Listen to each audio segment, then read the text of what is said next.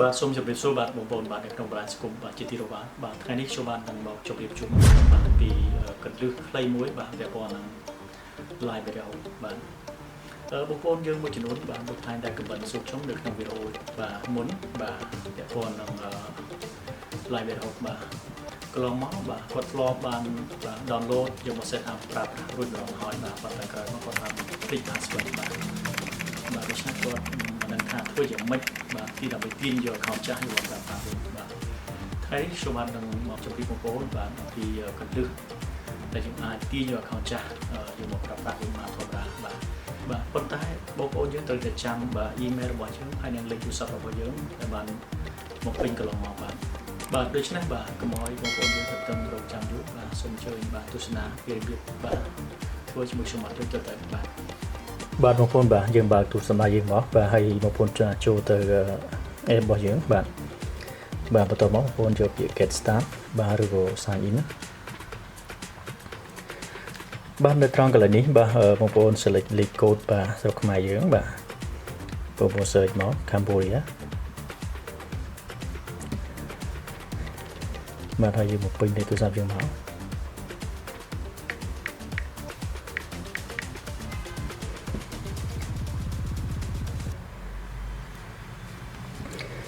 បាទមកដល់កន្លែងនេះខ្ញុំមកចាំ password របស់ខ្ញុំទេបាទអញ្ចឹងយើងធ្វើយ៉ាងម៉េចបាទដើម្បីទាញយក account បាទពីដែលយើងធ្លាប់ប្រើប្រាស់ពីមុនមកខ្ញុំប្រើបានបាទអញ្ចឹងបងប្អូនបាទចូលមកបាទ forgot បាទ password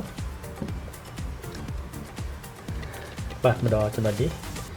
បាទបងប្អូនត្រូវតែបំពេញ email បាទ email ដែលបងប្អូនបាទធ្លាប់sign in កន្លងមកបងប្អូនបាទ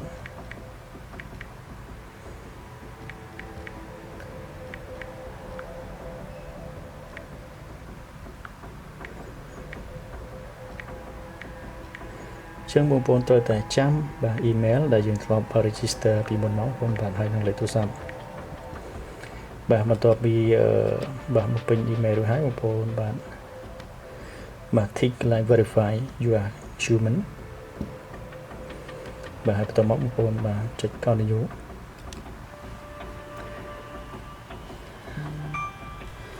បាទប៉ុណ្ណេះហើយបាទយើងបាទចូលទៅ Gmail របស់យើងបាទដើម្បីបាទទៅ confirm បាទនិង reset password ថ្មីបាទប្រូលេខកូដថ្មីបាទនៅ mail បងប្អូនបាទ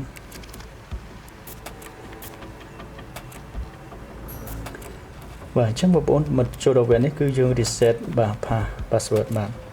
តែស្រាប់តែយើងអត់បានចាំ password ចាស់ទេអញ្ចឹងយើងទៅ reset បា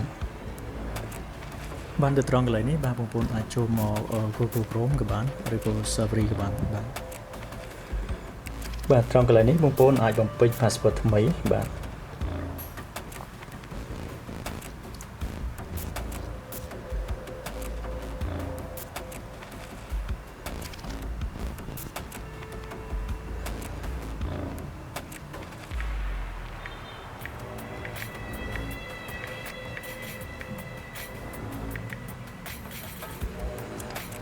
បងប្អូន confirm បាទនៅត្រង់កន្លែងនេះបាទបងប្អូនបានអាចបំពេញបាទ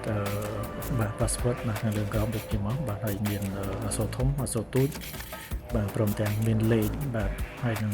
សញ្ញាផងដែរបាទហើយសញ្ញាបងប្អូនបាទដាក់សញ្ញាក៏បានបាទមានសញ្ញាក្បៀសក៏បានឬក៏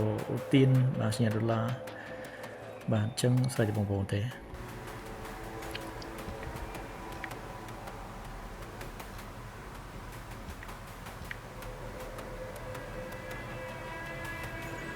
អូខេបាទឥឡូវយើងបំពេញ password បាទថ្មីរួចហើយបងប្អូនបាទចុច continue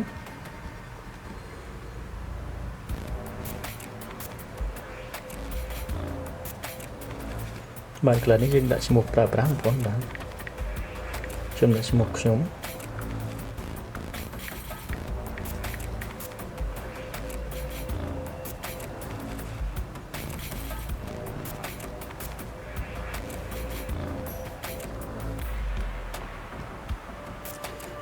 បាទទៅប៉ុណ្ណេះមកបងប្អូនបាទចុច open បាទ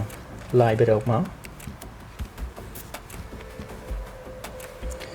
បាទបងប្អូនបំពេញ password មិញមកបងប្អូនបាទ ប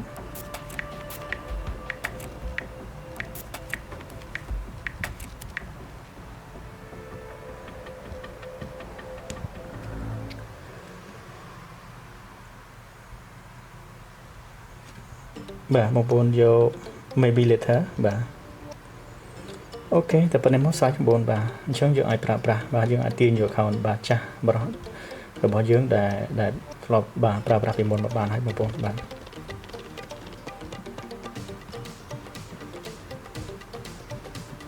បានឆ្លៀតពេលបាទចុងវីដេអូនេះខ្ញុំបាទសូមបាទឆ្លើយតបនៅសំណួរបាទ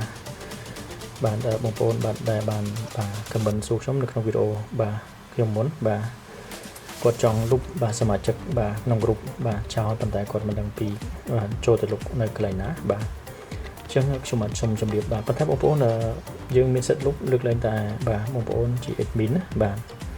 បើសិនជាបងប្អូនជាសមាជិកធម្មតាគឺมันអាចបាទទៅលុបនៅណាបានទេបាទយើងអាចលុបបានលើកលែងតែ admin អូខេអញ្ចឹងនៅក្នុងចុងវីដេអូនេះខ្ញុំបាននឹងជម្រាបជូនបាទបងប្អូនចូលមក setting មកបាទនេះបងប្អូនបាទបងប្អូនចូលមក setting ហើយបងប្អូនចូលមក cycle management បាទបន្ទាប់មកបងប្អូនបាទចូលនេះ delete member បាទអញ្ចឹងបាទយើងចង់លុបបាទសមាជិកមួយណាឧទាហរណ៍ថាបាទចង់លុបបាទសមាជិកនេះចង់ឧទាហរណ៍បាទអញ្ចឹងយើងចុចបាទ tick មកហើយនេះ delete បងប្អូននៅខាងលើនេះបាទអញ្ចឹងយើងនិយាយទៅបងបាទអត់មានពិបាកទេបាទហើយក៏សូមអរគុណមែនទែនបាទចំពោះបងប្អូនដែលបានចំណាយពេលវេលាបាទដ៏មានតម្លៃបាទតាមដានវីដេអូរបស់ខ្ញុំតាំងពីដល់ចប់បាទហើយក៏សូមរំខានបងប្អូនបាទជួយ subscribe និងមួយផងបាទហើយក៏សូមអធិស្ឋានបាទដល់បងប្អូនស្រីប្រុសទាំងឡាយបាទព្រោះតែកម្មវិធី live video នេះវាល្អបាទសម្រាប់បាទ tracking បាទប៉ុន្តែមិនល្អសម្រាប់គាត់ទេបាទអញ្ចឹងសូមអធិស្ឋានផងបាទសម្រាប់ពេលនេះខ្ញុំបាទសូមអរគុណបាទសូមជំរាបលាបាយបាយជួបគ្នានៅវីដេអូក្រោយ